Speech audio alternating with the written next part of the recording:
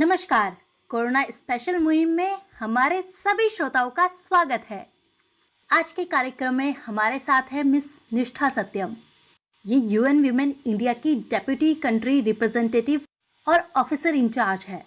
ये 193 देशों में संयुक्त राष्ट्र की इकाई में सबसे कम उम्र की डेप्यूटी कंट्री रिप्रेजेंटेटिव है। निष्ठा जी पूर्व में भारत, भूटान, मालदीव और श्रीलंका के संयुक्त राष्ट्र महिला मल्टी कंट्री ऑफिस के लिए स्ट्रेटेजिक पार्टनरशिप, पॉलिसी इम्पैक्ट और पब्लिक रिलेशंस पर काम कर चुकी हैं। हमें बहुत खुशी है कि आज इन्होंने अपने बिजी शेड्यूल में से सामुदायिक रेडियो से बात करने के लिए वक्त निकाला। निष्ठा जी, आपका बहुत बहुत स्वागत है हमारे कार्यक्रम में। जी बहुत बहुत शुक्रिया। मुझे खुशी है कि मैं आपके साथ जुड़ी हुई हूँ। मुझे खुशी है कि हम लोग इस बारे में चर्चा कर पा रहे हैं और मेरे लिए बहुत जरूरी है। कोविड-19 ने समाज के कई ऐसे पहलुओं को सामने ला दिया है जिनके बारे में कभी चर्चा भी नहीं होती थी, जैसे कि अर्थव्यवस्था और प्रवासियों का मुद्दा। क्या आप इस दौरान कुछ महिला केंद्रित मुद्दों पर रोशनी डालेंगी?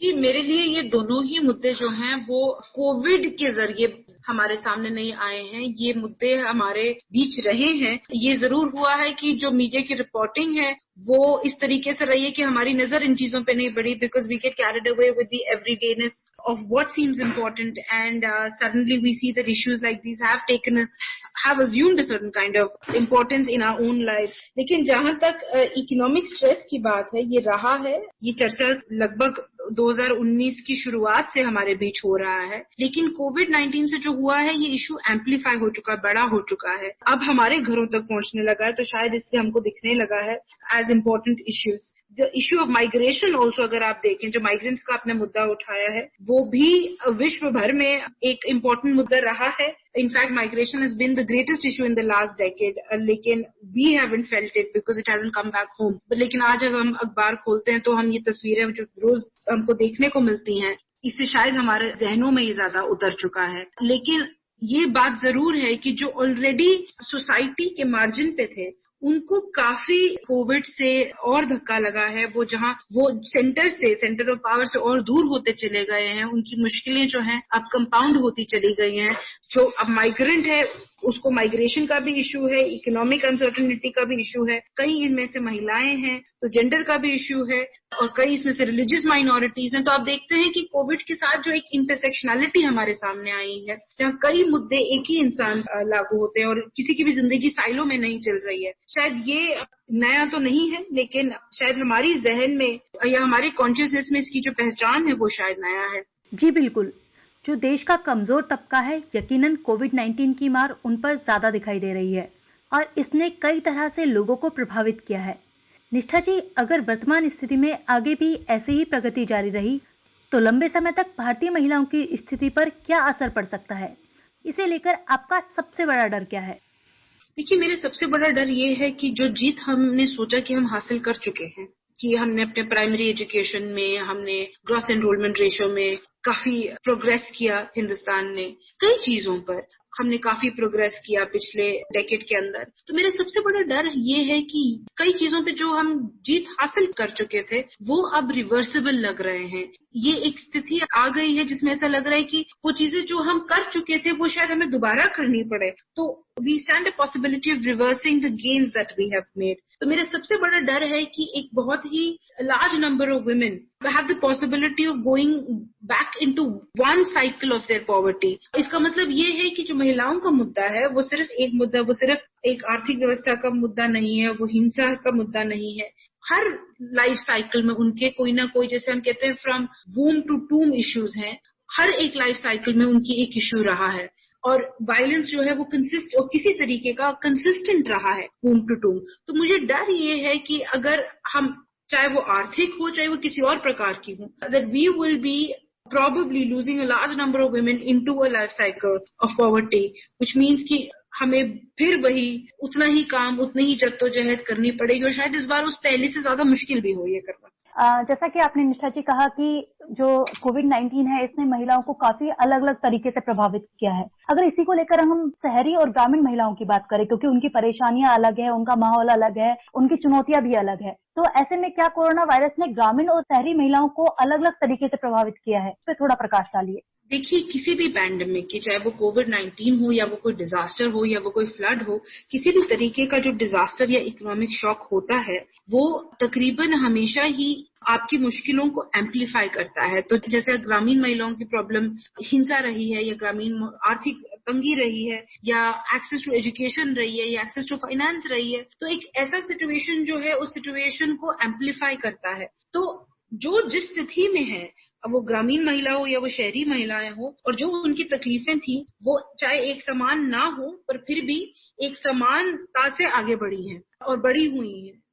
ये ग्रामीण महिलाओं की अलग किस्म की चिंताएं हैं और उन महिलाओं की अलग किस्म की चिंताएं हैं। लेकिन आज की डेट में इन दोनों को एक चीज जोड़ती है, आर्थिक जो व्यवस्था हमारी, जो आर्थिक तंगी है घरों में, एक लूमिंग अनसर्टेनिटी है, एक एक्सेस टू इनकम है और ये इनकम सिक्योरिटी जिसको हम कहते हैं वो नहीं है। तो that always pulls back the voice of the woman in the house hold.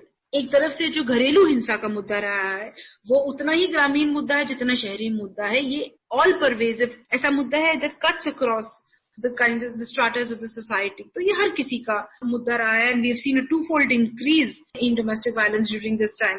तो हाँ, कुछ हद तक इनकी चिंताएं जो हैं, इनकी मुश्किलें अलग हैं, लेकिन जो बात हम सबको जोड़ता है वो ये है कि हमारी जिस भी किस्म की मुश्किलें थी, कोविड-19 जैसे पैंडेमिक उसको एम्प्लीफाई करता है, उसको बढ़ोतरी देता है और महिलाएं चाहे वो ग्रामीण हो चाहे वो शहरी हो, उनकी मार्जिनैलिटी को ये इंक्रीज करता है। जैसा कि आपने कहा कि कोविड-19 महिलाओं के आर्थिक परेशानियों को बढ़ा रहा है, समानता की जो बहुत बड़ी लड़ाई हमने लड़ी है वो फिर से एक बार बढ़ती हुई नजर भी आ रही है। तो इसी के आगे हम बढ़ते हैं और घरेलू हिंसा पे बात करते हैं, क्योंकि संयुक्त राष्ट्र के महासचिव एंटोनियो गुटेरेस ने दुनिया भर की सरकारों से अपील की है कि घरों में महिलाओं की सुरक्षा को प्राथमिकता दे। भारत में राष्ट्रीय महिला आयोग ने भी घरेलू हिंसा को लेकर चिंता जताई है। तो इसी से जुड़ा हमारा अगला सवाल है, क्योंकि इस समय घरेलू हिंसा से पीड़ित महिलाएं घर में किसी न किसी सदस्य से घिरी रहती है, फोन नहीं कर सकती, शिकायत नहीं कर सकती, कहीं आ जा नहीं सकती। तो ऐसे में उनके पास क्या विकल्प है? देखिए, विकल्प ये बहुत ही गहरा मुद्दा है, ये बहुत ही दिल को तोड़ने वाला मुद्दा है और ये जो है इंडिया आइसोलेशन में नहीं है। विश्व भर में कम से कम 40% की इंक्रीज रजिस्टर हुई है घरेलू हिंसा में और महिलाएं जो हैं वो अपने अब्यूजर्स के साथ कन्फाइंड हैं एक स्पेस में और इसलिए उनको ना एक्सेस है बाहर जाने का। जो यूजुअली होता है कि भाई महिलाएं अगर घर में तकलीफ है तो अपनी माओं के घर जाती हैं या अपनी बहनों के पास जाती हैं, अपने भाइयों के घर जाती हैं। वो ऑप्शन भी अब महिलाओं के पास नहीं रहा है। तो ये मुद्दा जो है बहुत ही गहरा और गंभीर हो चुका है। ये वर्ल्ड वाइड अपील हुआ है कि इस तरीके का जो पैंडेमिक है, जो शैडो पैंडेमिक है, उसको रोका जाए घरों में। विकल्प जो है महिलाओं के पास वो ये है इस वक्त कि वो अपनी चुप्पी तोड़ें, वो अपनी आवाज उठाएं,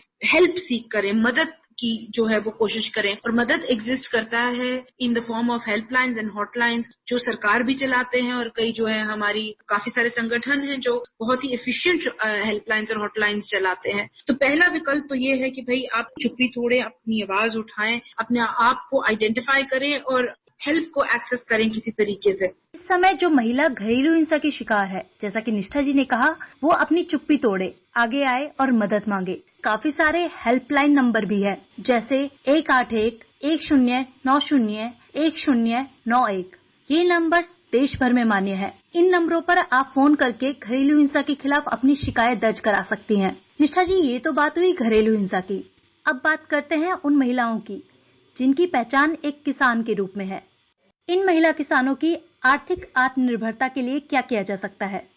देखिए, अभी जो कोई भी जमीन पे काम करता होगा उनको पता होगा कि अभी खरीफ बोने का समय है। तो इस वक्त जो है access to finance, access to working capital जो है बहुत जरूरी है, एक्सेस टू मार्केट्स बहुत जरूरी है, एक्सेस टू इरिगेशन, आप टेक्नोलॉजी बोल लें या आप टेक्नोलॉजी ना भी हो, इरिगेशन टेक्निक्स बहुत जरूरी है। So there are about 3 or 4 things that are very important to farmers. और ये भी बहुत जरूरी है हमारा पहचानना कि महिला किसान की अपनी पहचान जो है वो बहुत कम है। हमारी पॉलिसीज के अंडर जो महिला है वो किसान नहीं हो सकती, जो किसान है वो महिला नहीं हो सकती। लेकिन 80% जो काम है एग्रीकल्चरल वो महिलाएं ही करती हैं। कोई भी जो है इस देश में अगर कभी भी एक गांव से दूसरे गांव गया होगा तो उसने ये देखने वाली बात है कि आदमी लोग जो हैं वो किसी मंजी पे बैठे होते हैं और जो जमीनों पे हैं महिलाएं अपने लगी होती हैं, धूप के अंदर अपना काम कर रही होती हैं। तो 80% जो काम है वो that is done by women, which also means that, और बहुत हद तक ये जो 80% है ये लैंडलेस लेबर्स हैं, इनकी अपनी जमीनें नहीं है, किसी और की जमीन पे काम करती हैं, जो थोड़ा बहुत प्रोड्यूस है उससे कमाते हैं. This time of the season I think access to capital, access to finance, to be able to carry out the process of harvesting and the process of sowing is probably the most important next step that India should look at.